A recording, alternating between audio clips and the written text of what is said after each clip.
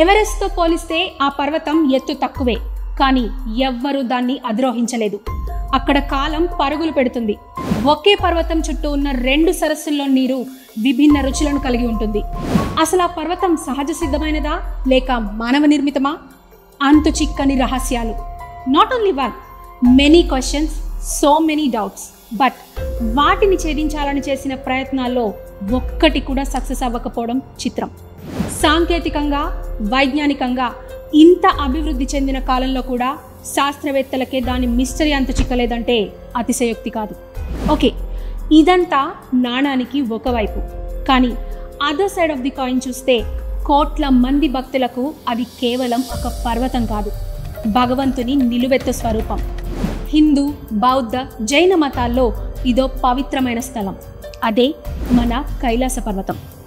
నమస్తే, మన వాయి న్యూస్లో ఇదే ఇవాల్టి interesting story, the mount Kailash.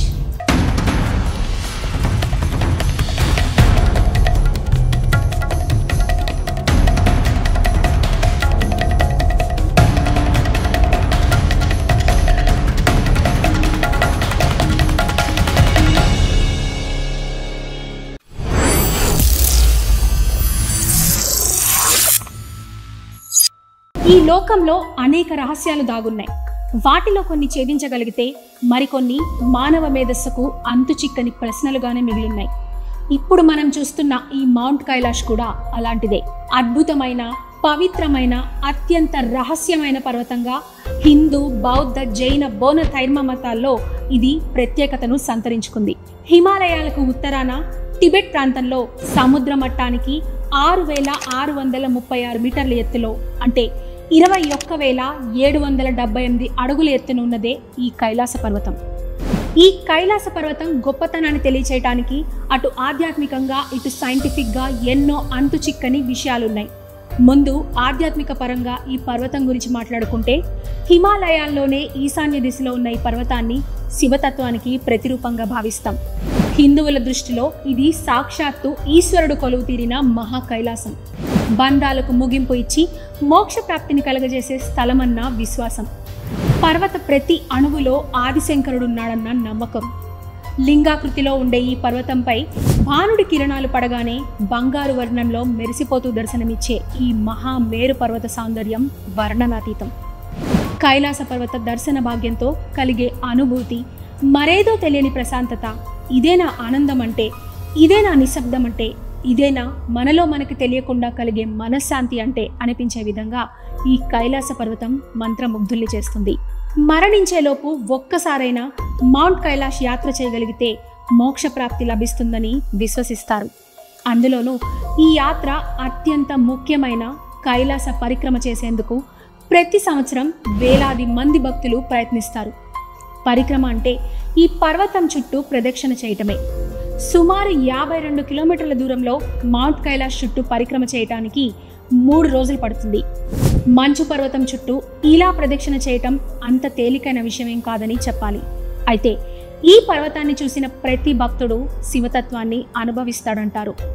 పరిక్రమ చేసి ప్రతి యాత్రికుడు కొత్త జీవితానుభూతిని పొందుతాడని విశ్వసిస్తారు. ఇలా పరిక్రమ చేస్తే మోక్ష ద్వారానికి మార్గం సుగమం అవుతుందని నమ్ముతారు. ఇది కేవలం హిందూ మతంలోనే కాదు, బౌద్ధ మతంలో దీన్ని కాంగ్ రింపోచే అని పిలుస్తారు. ఈ పర్వతాన్ని గురుపద్మ సంభవుని శక్తి స్థలంగా పేర్కొంటారు. అదేవిధంగా జైనులు దీన్ని అష్టపద అని పిలుస్తారు. ఎందుకంటే ఇక్కడ వారికి మొట్టమొదటి తీర్థంకరుడు రిషభదేవుడు మోక్షం పొందాడని గట్టిగా నమ్ముతారు.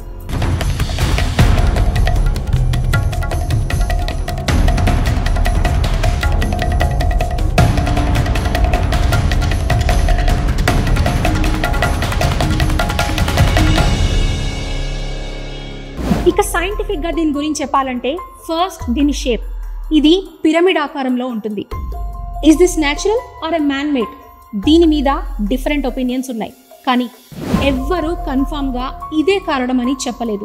Next interesting element, Mount Kailash to North Pole 6,666 కిలోమీటర్లు and Mount Kailash to South Pole 13,332 కిలోమీటర్లు, which is exactly double of North Pole distance. Mount పై డిఫరెంట్ క్లైమేట్ కండిషన్స్. ఇది షేప్ వల్ల ఏర్పడే gravitation force and weather conditions వల్ల ఏర్పడే మార్పుల అన్న క్లారిటీ లేదు. నెక్స్ట్, ఇక్కడ ఉన్న 2 లేక్స్, ఒకటి మానస్ సరోవర్, ఇంకొకటి రక్షాస్థల్.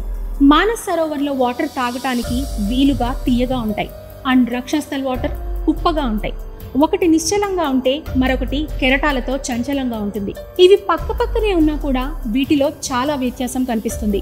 మౌంట్ కైలాష్ అధిరోహించడాన్ని ఇప్పటి వరకు ఎవ్వరూ పూర్తి చేయలేదు.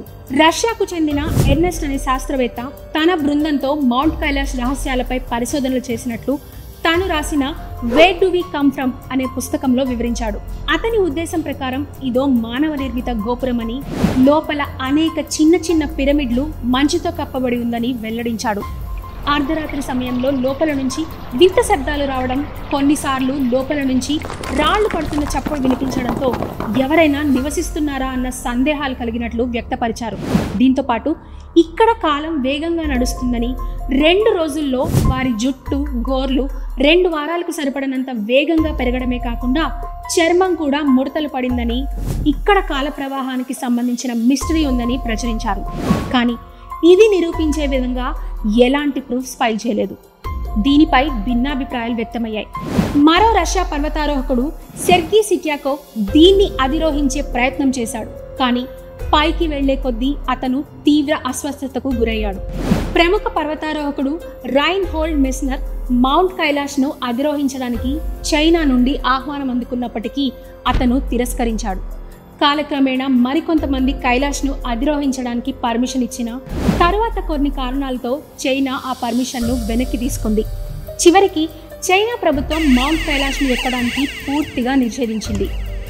సో ఫైనలీ మౌంట్ కైలాష్ను సందర్శించే వారిలో ఓ ఎనర్జీగా దాన్ని అనుభవించే వచ్చేవారు కొందరైతే, ఇదంతా దైవమాయ అని నమ్మేవారు మరికొందరు.